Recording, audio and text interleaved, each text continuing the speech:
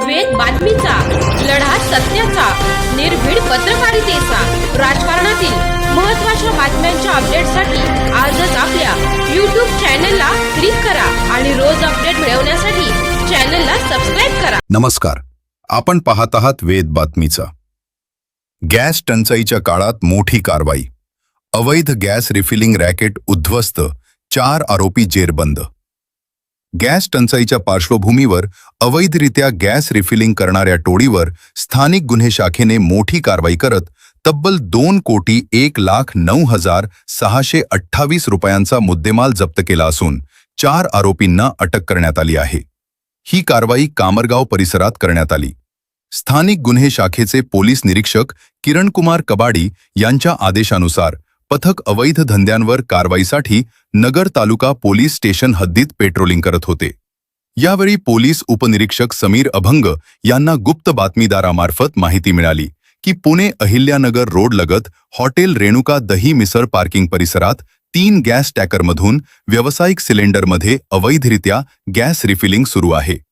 माहितीची खात्री करून पोलीस निरीक्षक किरणकुमार कबाडी यांनी तात्काळ कारवाईचे आदेश दिल्यानंतर पथकाने घटनास्थळी छापा टाकला. छाप्यात 3 HP गॅस टँकरमधून बेकायदेशीर रिफिलिंग सुरू असल्याचे उघड झाले. सचिन आबा बोदले, वय 31, राहणार दहिवडी, तालुका तुळजापूर, जिल्हा धाराशिव. माणिक बालाजी गुट्टे, वय 32, राहणार दैठणे, तालुका परळी, जिल्हा बीड. उल्हास जीवन कवडे, वय 32, राहणार कन्हेरवाडी, तालुका कळंब, जिल्हा धाराशिव.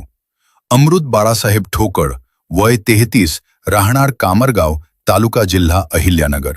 आरोपींकडे कोणताही शासकीय परवाना नसून स्वतःच्या आर्थिक फायद्यासाठी गॅस टँकरमधून व्यावसायिक सिलेंडरमध्ये जुगाड पद्धतीने गॅस भरत असल्याची कबुली त्यांनी दिली.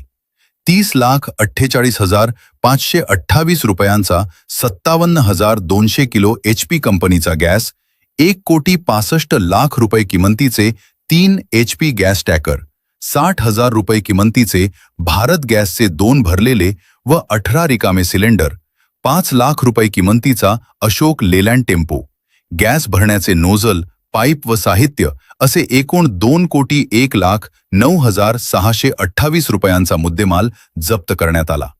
आरोपी ज्वलनशील गॅस अत्यंत धोकादायक पद्धतीने भरत असल्याने मोठा स्फोट किंवा जीवितहानी होण्याचा धोका निर्माण झाला होता, असे पोलिसांनी सांगितले. ही कारवाई पोलीस अधीक्षक सोमनाथ घारगे यांच्या मार्गदर्शनाखाली करण्यात आली.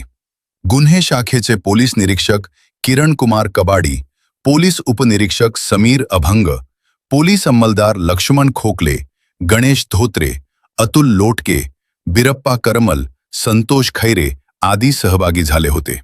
आरोपींविरुद्ध अहिल्यानगर तालुका पोलीस स्टेशन येथे गुन्हा रजिस्टर नंबर 239/2026 अन्वये भारतीय न्याय संहिता कलम 287, 288, जीवनावश्यक वस्तू कायदा 1955, कलम 3, 7, LPG पुरवठा व वितरण नियमन आदेश 2000, गॅस सिलेंडर अधिनियम 2016, कलम 43, 45, 46 तसेच स्फोटके अधिनियम 1884, कलम 9B अंतर्गत गुन्हा दाखल करण्यात आला आहे.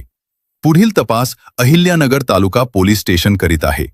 वेद बातमीचासाठी राजेंद्र उंडे व रफिक शेख, अहिल्यानगर.